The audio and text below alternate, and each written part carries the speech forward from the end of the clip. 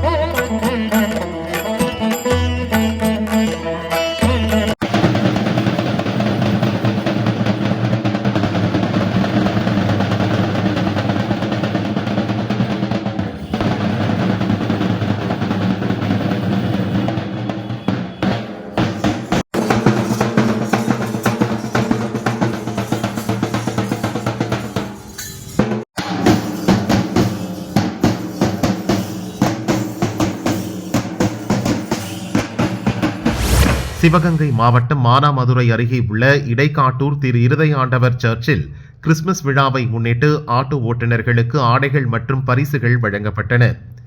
இடைக்காட்டூர் சர்ச்சில் சமத்துவ கிறிஸ்துமஸ் விழா மானாமதுரை நகராட்சி தலைவர் மாரியப்பன் கென்னடி தலைமையில் நடந்தது. பங்கு தந்தை ஜான் வசந்தகுமார் வரவேற்றார். முன்னாள் ஊராட்சி தலைவர்கள் சண்முகநாதன், சத்யேந்திரன், முன்னாள் ஒன்றிய கவுன்சிலர் சசிகுமார் மற்றும் மும்மதத்தைச் சேர்ந்த தலைவர்கள் கிறிஸ்துமஸ் மற்றும் புத்தாண்டு விழாக்களின் சிறப்புகள் குறித்து பேசினர். பேராசிரியர்கள் முருகன், தர்மராஜ் மற்றும் இடைக்காட்டூர் ஜமாத் நிர்வாகிகள் கிறிஸ்துமஸ் செய்திகளை வழங்கி பேசினர். விழாவில் கிறிஸ்துமஸ் தாத்தா வேடம் பூண்ட மாணவர்கள் அனைவருக்கும் கிறிஸ்துமஸ் வாழ்த்துக்களை தெரிவித்து இனிப்புகளை வழங்கினர். மாணவர்களின் கலை நிகழ்ச்சிகள் நடைபெற்றது. இடைக்காட்டூர் முத்தனேந்தல் பகுதியைச் சேர்ந்த 100க்கும் மேற்பட்ட ஆட்டோ டிரைவர்களுக்கு கிறிஸ்துமஸ் பரிசுகளாக ஆடைகள் மற்றும் பல்வேறு விதமான பொருட்கள் வழங்கப்பட்டன.